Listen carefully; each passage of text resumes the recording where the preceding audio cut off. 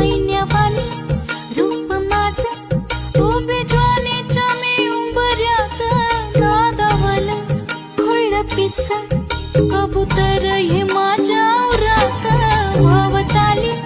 भय झाली रात मोकाट ही चांदण्याची उगा घाई कशा पायी हाय नजर उभ्या गावाची